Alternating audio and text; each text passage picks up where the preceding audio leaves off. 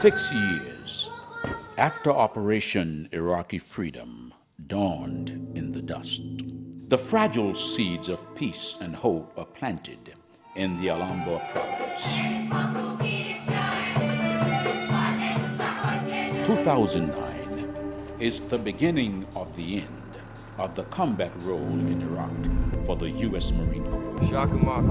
Will they leave behind a footprint of peace or a vacuum of violence?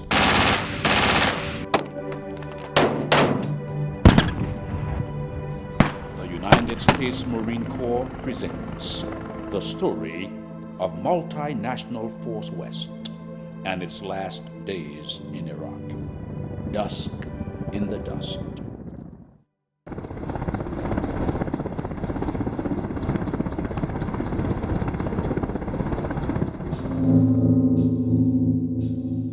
We've done a lot of different things, but this is where in Iraq here during this year of 2009 is where we were able to put all those pieces together.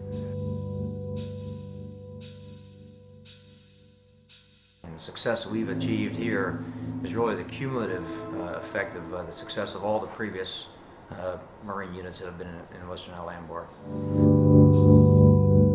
I've heard the term many times, the greatest generation. I think history will repeat that phrase when they talk about the young men and women that have fought this global war on terrorism.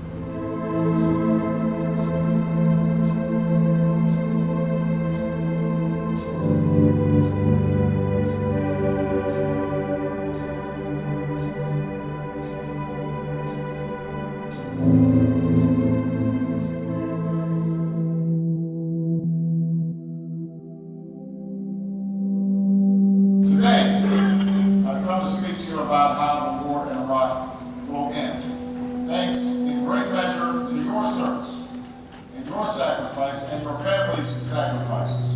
The situation in Iraq has improved.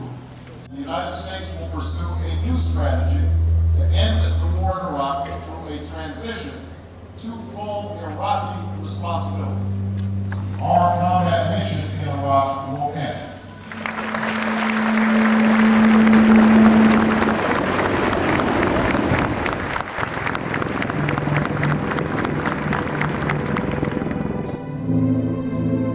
In the spring of 2009, in the Anbar province, all signs pointed at finishing the mission and eventually going home.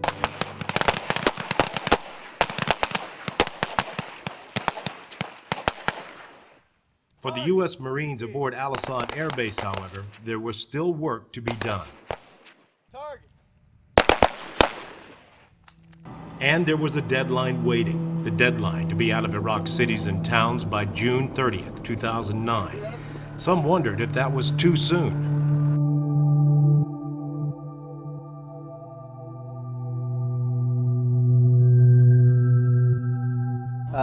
There's a little bit that you can do as long as you don't do something that's going to cause a problem as far as pulling out too fast. Before the deadline, Marine training teams, or MITs, continued to train Iraqi security forces. Aboard Al-Assad, MIT 7 took the lead in training the Commando Battalion of the 7th Iraqi Army Division. The training included close-quarters fighting and urban fighting technique for clearing rooms. With each repetition, Iraqi Army Corporal Ghassim Mohammed watched his soldiers improve. يعني أدائهم جاي يتطور يوم بعد يوم يزيدون خبرة وسرعة بالتنفيذ.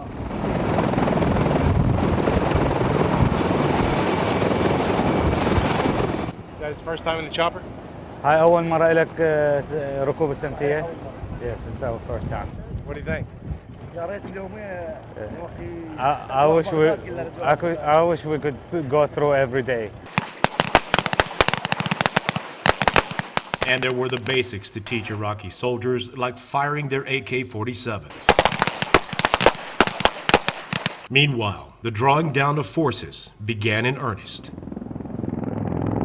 The aircraft has gone from a wounded duck to a golden child, okay, based upon what you and the 2 preceding squadrons have proven to the world, really, in your time here.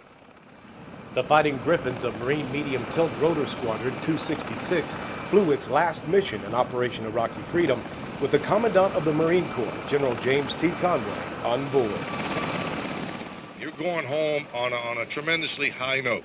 You have come here in a job that we wanted and expected and asked you to do, and you've done it very, very well. This end of mission ceremony meant the Osprey, after 3 successful deployments in Iraq, was returning to the United States. You raised your right hand and said you will step up and be in a place like this, doing what has to be done at a time when your countrymen are home enjoying the fruits of what you've given to them. You are America's warrior class. Although the pace of violence slowed, the deaths and bombings continued to make the headlines.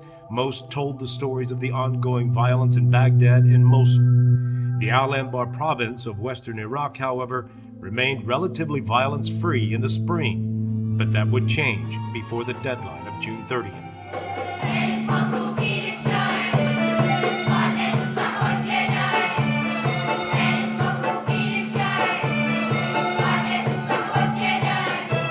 Absent from the international headlines were the hopeful signs of peace and progress in Anbar.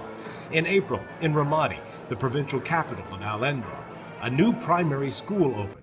The honored guest was Sheikh Ahmed Abu Risha, head of the Abu Risha tribe and one of the Sunni leaders of the awakening, and the Deputy Commanding General of Multinational Force West, Brigadier General John E. Whistler. A new school in Ramadi symbolizes a couple of things. Number one, it's the first investment by the Iraqis in the future of their country.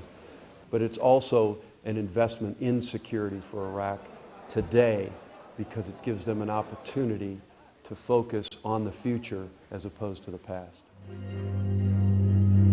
And the media in Anbar flourished as it covered major events.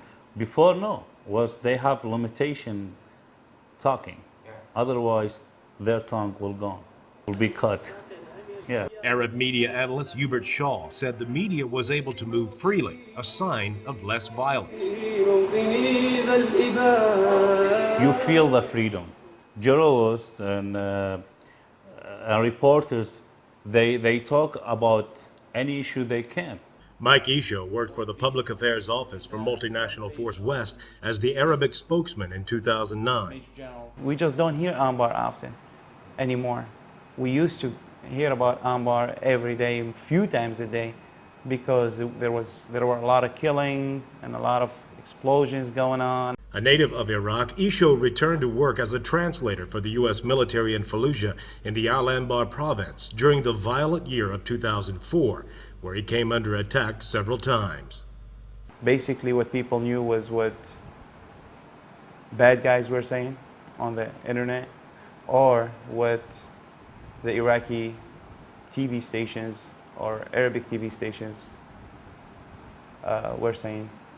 Unfortunately, those TV stations and those media outlets didn't have representatives in Anbar. It was too dangerous for anybody to work in this journalism field. Meanwhile, spring in Anbar showed promise, and that promise was reflected symbolically by a graduation of members of the Iraqi army. The ceremony included a demonstration of the new skills of the Commando Battalion of the 7th Iraqi Army Division.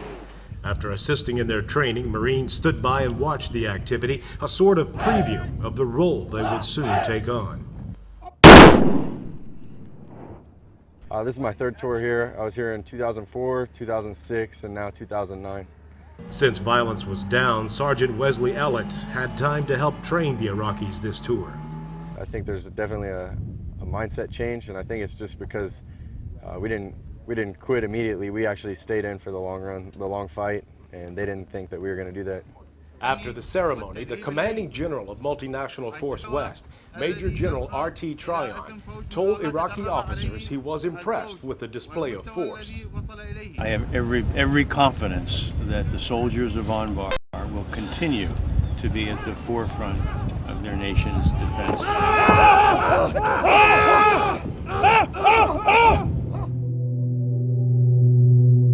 By June, As the Iraqi heat climbed into triple digits, attacks also heated up, and along with them, the anxiety for the Iraqi people watching the June 30th deadline.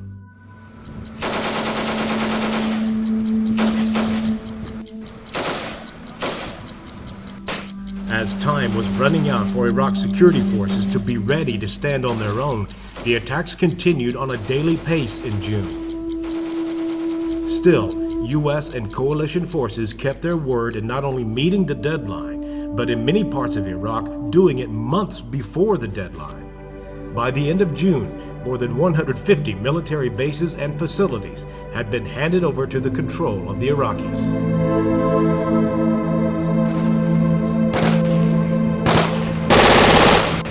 As the Iraqis celebrated U.S. and coalition forces pulling out of the cities, the training of Iraqi forces continued aboard Al-Assad Air Base. Today we're shooting R-240 Golfs, 240 Bravos.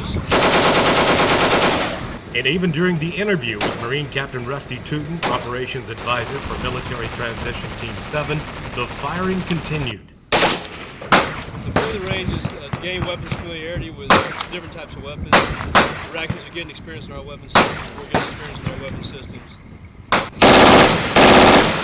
This platoon's mission is to keep the roads of Anbar province clear of IEDs and roadside bombs.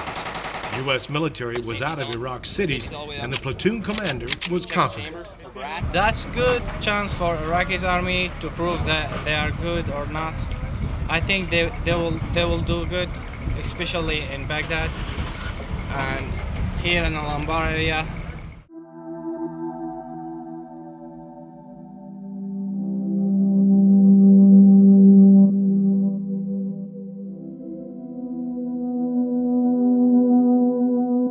You're willing to serve thousands of miles away from your adopted home to help the people of Iraq establish their own self-reliant and secure state. While the Iraqis celebrated, the United States had its own celebration, a naturalization ceremony inside Al-Fawh Palace at Camp Victory in Baghdad.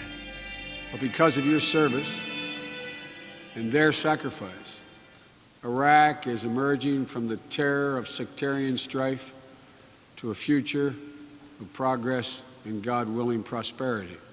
With U.S. Vice President Joseph Biden as the guest speaker, 237 foreign-born service members from 59 different countries raised their right hands on Independence Day and became American citizens. Among the new citizens, more than a dozen Marines deployed in the Anbar province. You know, it's a momentous day for me, and to have it on this day of all days in Iraq is something extraordinary. 39-year-old Master Sergeant Marvin Suzuki is originally from Micronesia, a collection of islands south of Guam, but he's been in the U.S. for more than 2 decades. And so now I have kids, and I've been here for a long time, so it's time. Lance Corporal Marlon Emmanuel Shajon is from Guatemala and now calls Los Angeles home. He's been in the U.S. since 1982. It's an honor. I mean, can I say, what more can I ask for? I'm serving my country, now I'm a U.S. citizen, so I can't ask for anything else. For the month of July, peace appeared to fall into place for the Iraqis. It was the least violent month in Iraq since Operation Iraqi Freedom began more than 6 years earlier. So calm, there were headlines calling for the U.S. military to leave Iraq earlier than planned. Landmines? Yeah. Even with violence waning. RPGs? Yeah. The risk of deadly roadside bombs persisted. Now, they'll stack these? Yeah. 2, 3, 4, 5 high? Yeah. In the ground? Yeah. So it makes a big explosion? Yeah. They're very minimal compared to a couple years ago when they were at their highest. They're few and far between now, but it's still a threat and will be. They're still in place in them. That's why it's important we get these guys trained and on the road so they can clear the routes for their civilians and their fellow soldiers. Marines, like the 2nd Combat Engineer Battalion's Charlie Company, were not only sweeping roads for IEDs, but training the Iraqi army to do the same. The road home would be a long one, with Iraqi soldiers and Marines working together along the way.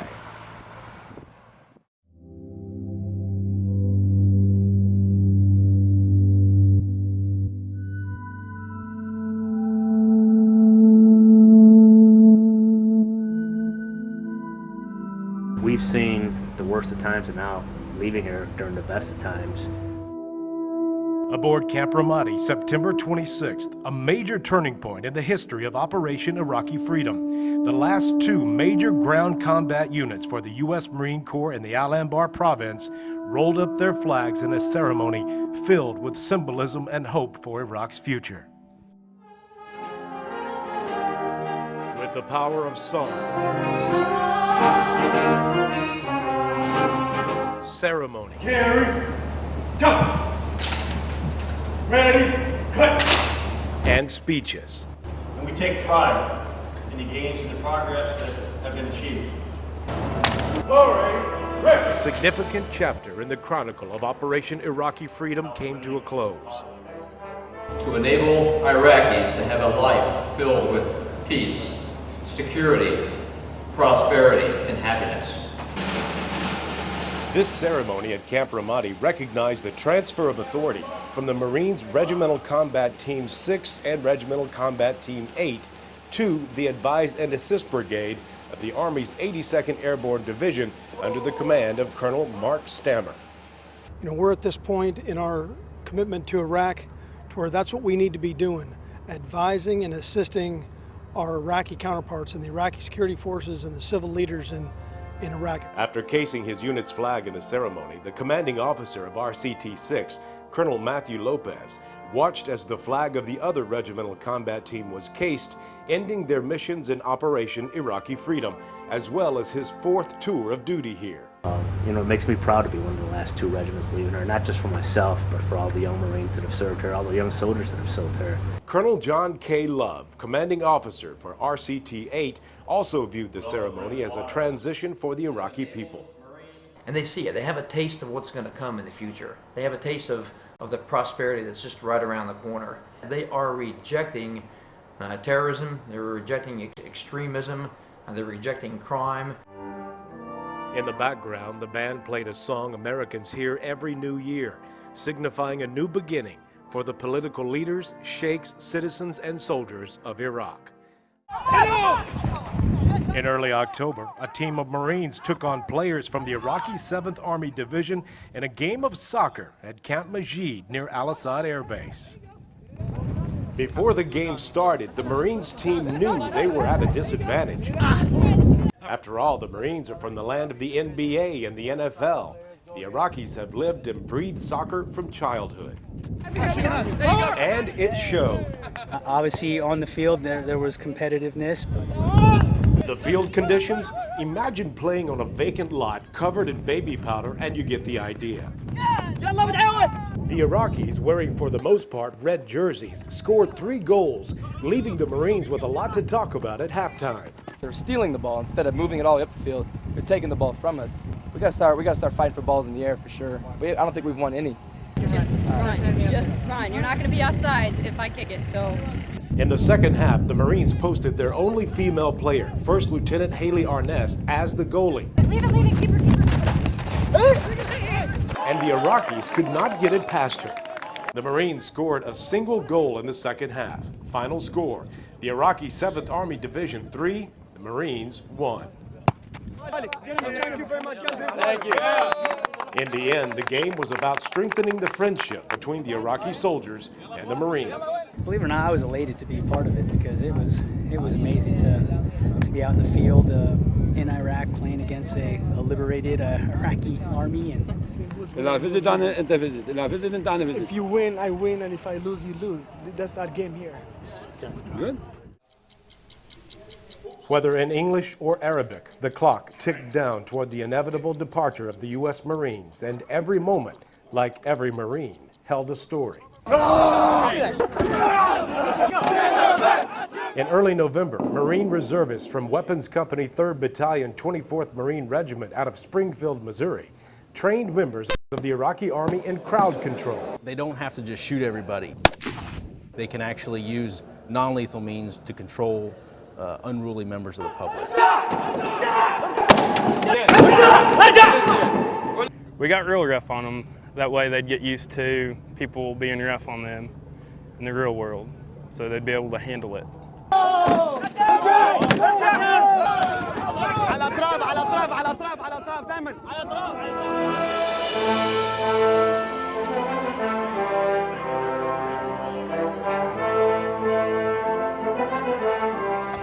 There's an old adage, and I believe it's true.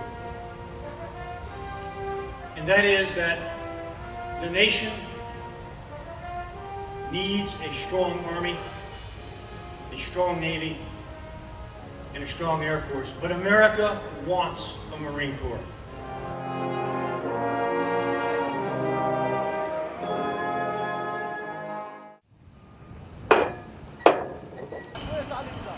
By December, the Marines of Multinational Force West were gradually handing off the training of Iraqi soldiers to the Army's Advise and Assist Brigade.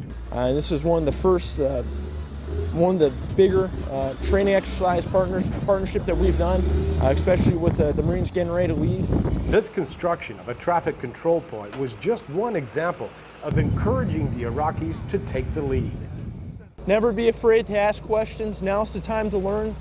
As for the Iraqis, some were hesitant about the Marines leaving their country, but at the same time took advantage of every moment of training. Said I feel sad because the USA military inside there, they help us and support us. Of course, I'd like to say to my fellow soldiers, the Iraqi soldiers, take advantage of this. Take as many information as you can get from the Americans. Because they have experience and they know what they're doing.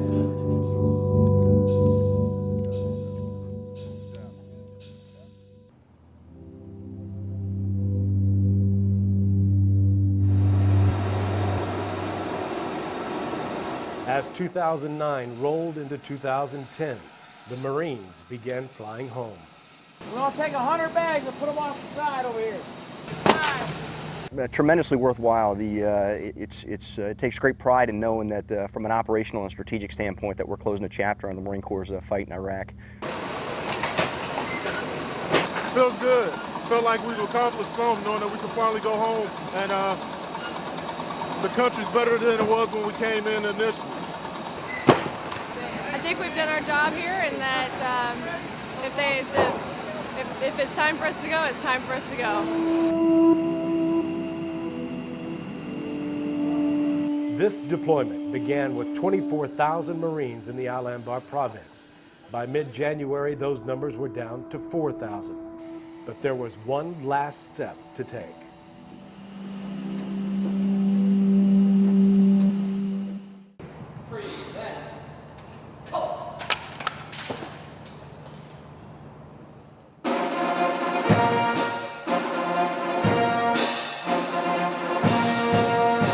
At the beginning of 2010, Multinational Force West was renamed United States Force West, or USF West, a new name that would last only a few weeks. In this transfer of authority ceremony near the capital of the Anbar province, USF West would become the last U.S. Marine Corps operational command in Iraq. Military history unfolded in this transfer of authority ceremony aboard Camp Ramadi. Major General R.T. Tryon, Commanding General of United States Force West, spoke about the efforts of the 2nd Marine Expeditionary Force Forward in Iraq's Anbar province. Over the last several years, we have seen a logical and desired progression in Anbar, moving from combat operations to counterinsurgency operations and now to stability operations, partnering with our Iraqi allies and setting conditions for a long-term strategic relationship between Iraq and the United States. Authority was transferred to the newly formed United States Division Center under the command of Army Major General Terry A. Wolfe, who paid tribute to the Marines. Today marks the final chapter of the MEF's participation in Iraq and Anbar. For many of us who have served with you on multiple tours across Iraq, we'll never forget your sacrifices. We do wish you Godspeed and a safe return to the United States as you reunite with your families. The 2nd Marine Expeditionary Force Forward was activated on July For the Marines of 2MEF forward, there was a sense of accomplishment. For the United States Marine Corps, Operation Iraqi Freedom is now mission complete.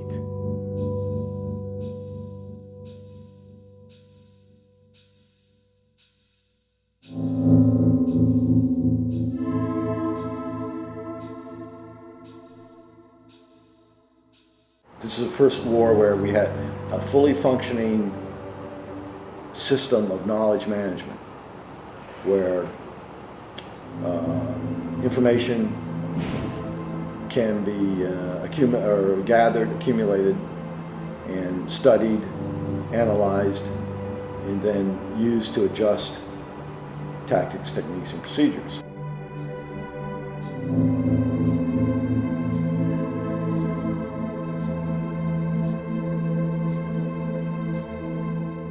It makes you see that the sacrifices that some of our friends and our brothers in the Marine Corps and the Army who gave their lives for have actually started to pay off, and you see a functioning and developing military and government that appears to be headed in the right direction.